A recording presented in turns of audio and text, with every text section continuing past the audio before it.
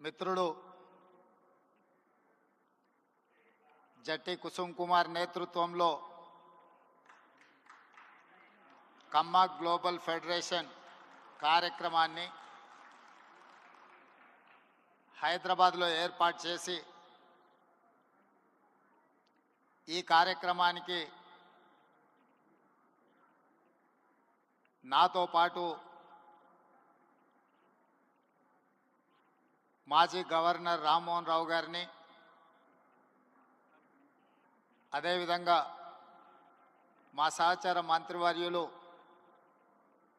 పెద్దలు పొంగులేటి శ్రీనివాసరెడ్డి గారు, కోమటిరెడ్డి వెంకటరెడ్డి గారు,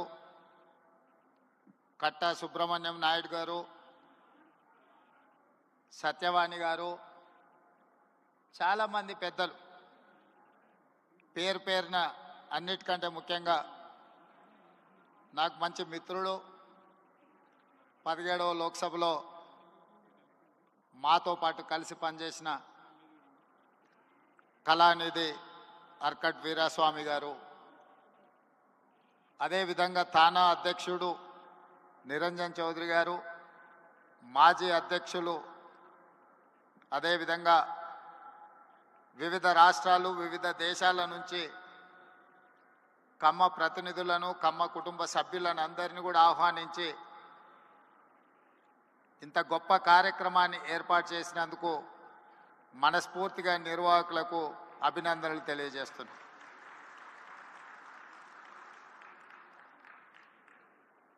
వాస్తవంగా ఈ కార్యక్రమం ఆలోచన 2 సంవత్సరాల క్రితమే రూపుదాల్చింది. నేను మిత్రుడు కుసుమ్ కుమార్కి 2023 కంటే ముందే ఈ కార్యక్రమాన్ని ఏర్పాటు చేయాలి అని చెప్పిన అది కార్యరూపం దాల్చలేదు. ఆ తర్వాత ఎన్నికల తర్వాత జరిగిన పరిణామాలు, ఆ తర్వాత ఖచ్చితంగా ఈ కార్యక్రమాన్ని ఏర్పాటు చేయాలి అని తలంపుతో 90 రోజుల్లోనే ఇంత పెద్ద కార్యక్రమాన్ని ఏర్పాటు చేసి ఇంత విజయవంతంగా నిర్వహించినందుకు మనస్ఫూర్తిగా నిర్వాహకులకు అభినందనలు తెలియజేస్తున్నాను.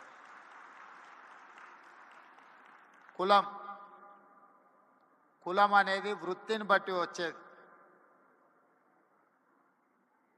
కమ్మ కులానికి కమ్మ అంటే అమ్మ లాంటి వాళ్ళ అనే ఆలోచన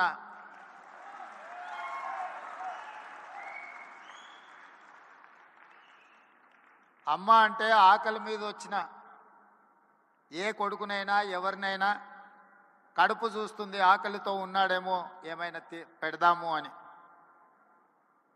అందుకే కమ్మవారు భూమిని నేలను నమ్ముకొని వ్యవసాయం చేసి మట్టిలో నుంచి బంగారాన్ని తీసే పంటలు పండించి 10 మందికి సాయం చేసే కమ్యూనిటీ కమ్మ కులం.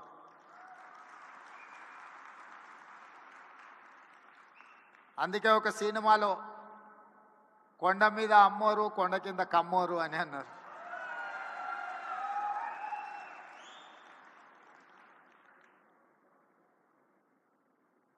నేను మామూలుగా మా మిత్రులతో అంటుంటా, కమ్మాస్ ఎక్కడున్నారో మనం గుర్తుపట్టాలంటే పెద్ద రీసెర్చ్ చేయాల్సిన అవసరం లేదు.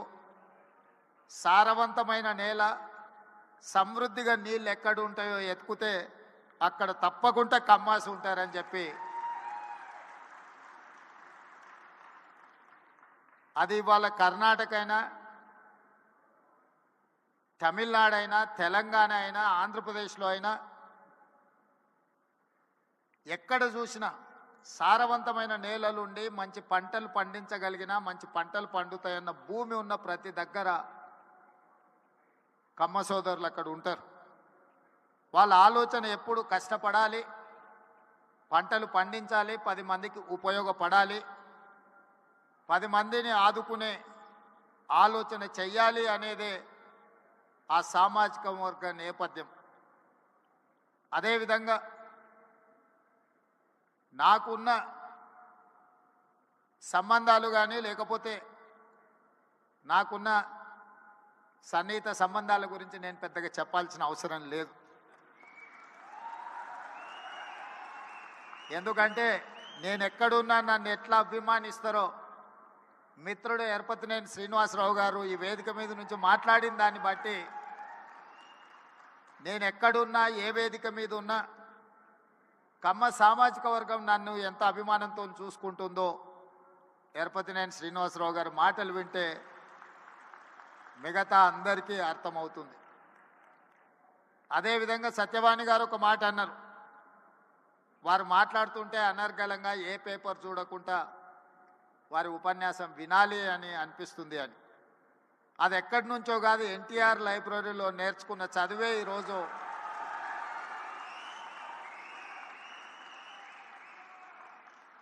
ఎన్టీఆర్ లైబ్రరీలో మేము చదువుకున్న చదువు ఇవాళ జీవితంలో ఉన్నత స్థానాలకు రావడానికి ఉపయోగపడ్డదని నేను గట్టిగా అందరి ముందు చెప్పడానికి ఏమాత్రం జంకను.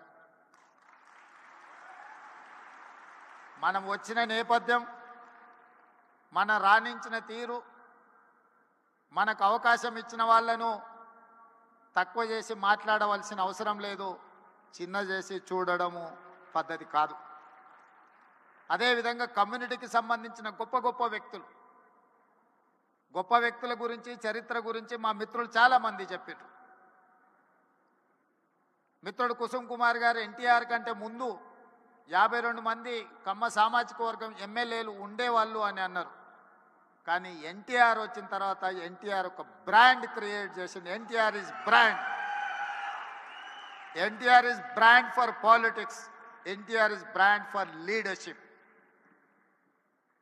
వారు ఇచ్చిన అవకాశాలతోని ఆ రాష్ట్రమైనా ఈ రాష్ట్రమైనా ఏ రాజకీయ పార్టీ అయినా ఈరోజు నాయకులు ఉన్నారు అని అంటే ఎన్టీఆర్ గారు ఆనాడు ఇచ్చిన అవకాశాలే. ఇవాళ ఇక్కడ ఆయనను అవమానించేటట్టు మాట్లాడిన వాళ్లకు అవకాశం ఇచ్చింది ఆయన్నే. ఇవాళ ఆయన గౌరవం ఉండాలి, ఆయన పేరును స్మరించుకోవాలని చెప్పేవాళ్ళు కూడా ఆయన ఇచ్చిన నాయకత్వంతో వచ్చినోళ్ళే. అది ఎన్టీఆర్ లోపము, ఎన్టీఆర్ తప్పు కాదు. ఎన్టీఆర్ అందరికీ అవకాశం ఇచ్చిండు. అవకాశం వచ్చిన వాళ్ళు ఒక్కొక్కరు ఒక్కొక్క రకంగా ఉండొచ్చు. అది వాళ్ళ యొక్క విజ్ఞత. అదేవిధంగా ఎన్జి రంగా, అదేవిధంగా వెంకయ్య నాయుడు. ఈనాడు చంద్రబాబు నాయుడు గారి గురించి నేను చెప్పాల్సిన అవసరం లేదు.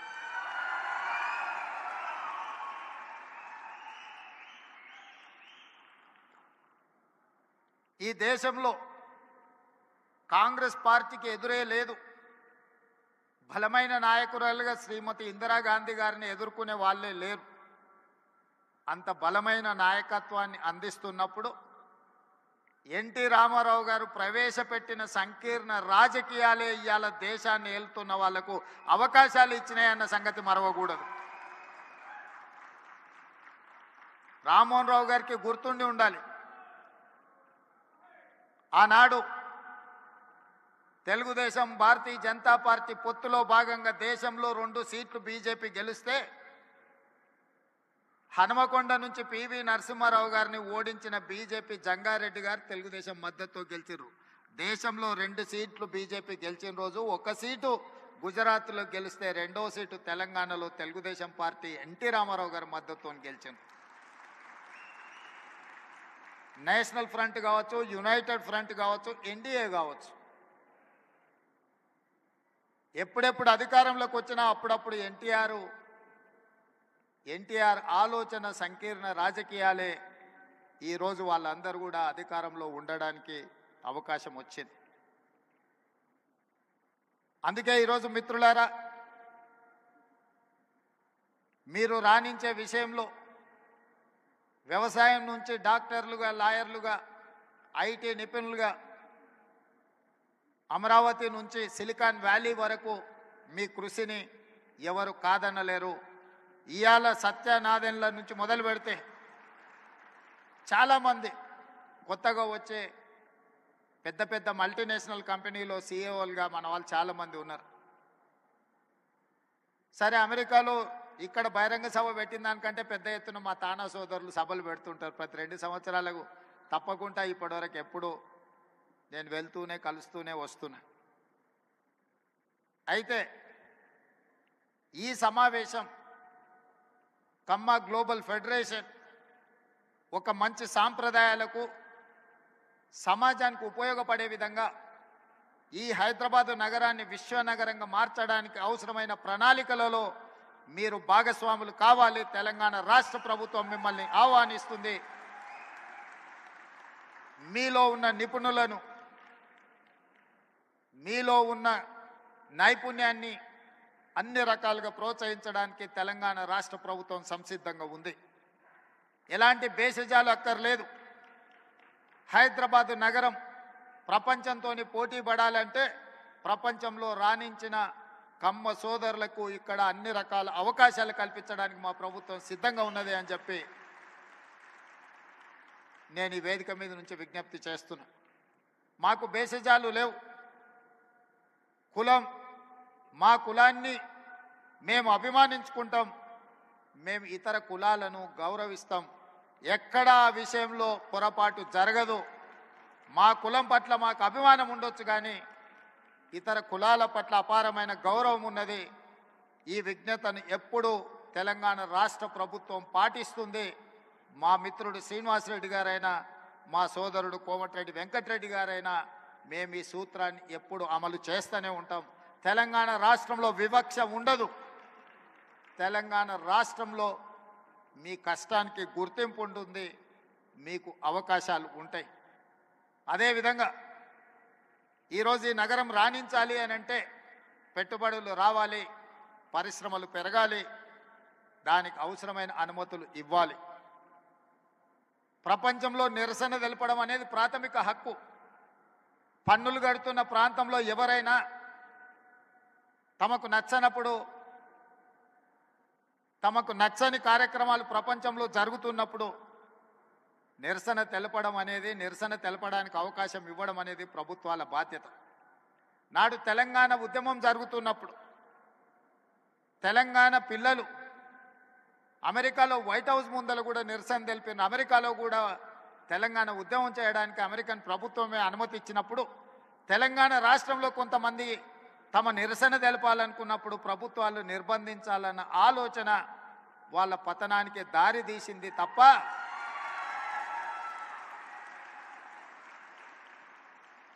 నిరసన అనేది one of the format of democracy. ప్రజాస్వామ్యంలో అది కూడా ఒక పద్ధతి.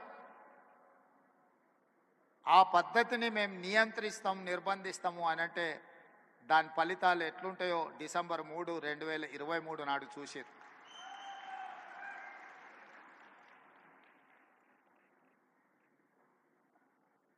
వెంకయ్య నాయుడు గారు రాష్ట్రపతి అవుతారని, అవ్వాలని మేమందరం ఆకాంక్షించిన పార్టీలు వేరైనా కూడా మన తెలుగువాడు ఢిల్లీలో మనకు ఒక గుర్తింపు, గౌరవాన్ని తెచ్చినవాడు. జైపాల్ రెడ్డి గారు, వెంకయ్య నాయుడు గారు జంట కౌలు లాంటోళ్ళు. వసంత నాగేశ్వరరావు గారు ఉన్నారు, వారికి జైపాల్ రెడ్డి గారి కుటుంబంతో ఉన్న సంబంధాలు, అనుబంధం నేను ప్రత్యేకంగా చెప్పాల్సిన పని లేదు. ఇప్పుడు ఢిల్లీలో నాయకత్వ లోపం కనిపిస్తున్నది.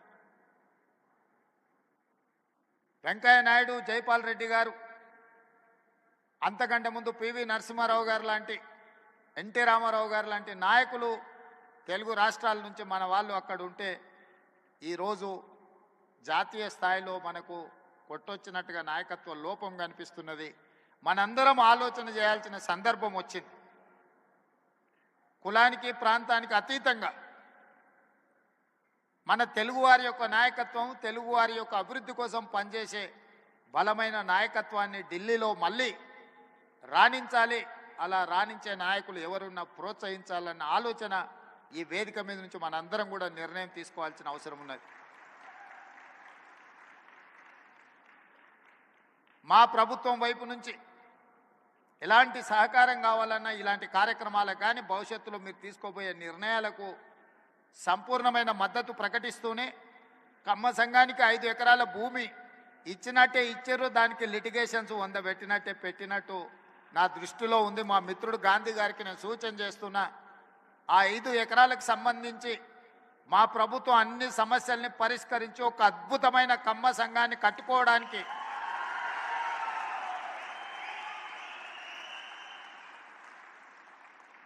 వేదిక మీద సివి రావు గారు ఉన్నారు. అమీర్పేట చౌరస్తాలో ఎప్పుడు చూసినా కమ్మ సంఘం సివి రావు గారు కనిపిస్తూనే ఉంటారు. అందుకే నేను మా మిత్రులందరికీ ప్రభుత్వం ఇచ్చిన 5 ఎకరాలకు సంబంధించిన సమస్యను పరిష్కరించి ఒక అద్భుతమైన కమ్మ సంఘాన్ని కట్టి తద్వారా లక్షలాది మంది పేదలు నిరుపేదలు ఎవరైతే కమ్మ సోదరులు ఉన్నారో గ్రామీణ ప్రాంతాలలో విద్యకు దూరంగా ఆర్థిక అభివృద్ధికి దూరంగా ఉన్నారో వాళ్ళందరినీ ఆదుకోవడానికి, అదేవిధంగా ఈ సమాజంలో అట్టడుగు వర్గాలైన దళితులు, గిరిజనులు, మైనారిటీలను ఆదుకోవడానికి మీరందరూ ముందుకు రావాలి. ఆ సంఘం భూ సమస్యను పరిష్కరించడమే కాకుండా నిర్మాణానికి అవసరమైన సహకారాన్ని మా రాష్ట్ర ప్రభుత్వం అందిస్తుంది అని చెప్పి ఈ కేజీఎఫ్ వేదిక మీద నుంచి మీకు అందరికీ నేను మాట ఇస్తున్నా. దీనికి సంబంధించిన భవిష్యత్ కార్యాచరణ కుసుమ్ కుమార్ గారు, గోపి మన గాంధీ గారు వీళ్ళందరూ కలిసి ముందుకు వస్తే ఈ సమస్యల్ని రాష్ట్ర ప్రభుత్వం భూమికి సంబంధించిందంటే రెవెన్యూ మంత్రి గారిని కూడా అందుకే ఎంబడే తెచ్చిన వారే పరిష్కరిస్తారు. రెవెన్యూ మంత్రి గారు ఇతర సమస్యలు ఏమన్నా ఉంటే మున్సిపల్ అనుమతులకు సంబంధించింది ఉంటే ఆ శాఖ నా దగ్గరనే ఉంది. నిర్మాణానికి నిధులు కావాలంటే R&B శాఖ వెంకటరెడ్డి గారు ఇక్కడనే ఉన్నారు. కాబట్టి ఏ సమస్య అయినా అక్రాస్ ద టేబుల్ మీకు పరిష్కరించే బాధ్యత మాది. ఈ కార్యక్రమం బాగా జరగాలి, భవిష్యత్తులో ఇంకా పెద్దగా ఎదగాలి, 10 మందికి ఉపయోగపడాలి. ఏ విధంగా అయితే మీ పెద్దలు, మీ తాతలు, ముత్తాతలు 10 మందికి పట్టెడు అన్నం పెట్టినరో, భూమిని నమ్ముకొని ఉన్నారో, ఆ భూమిని, సొంత ఊరును మరవకండి. 10 మందికి సాయం చేసే ఆలోచన, 10 మందికి ఉపయోగపడాలన్న మీ డిఎన్ఏలో ఉన్న సహజ లక్షణాన్ని కోల్పోవద్దని చెప్పి మా మిత్రులందరికీ సూచన చేస్తున్నా. మీరు ఎంతెంత ఎదిగినా 10 మందికి సహాయం పడ్డప్పుడే మీరు ఈ సామాజిక వర్గానికి న్యాయం చేసిన వాళ్ళు అవుతారు.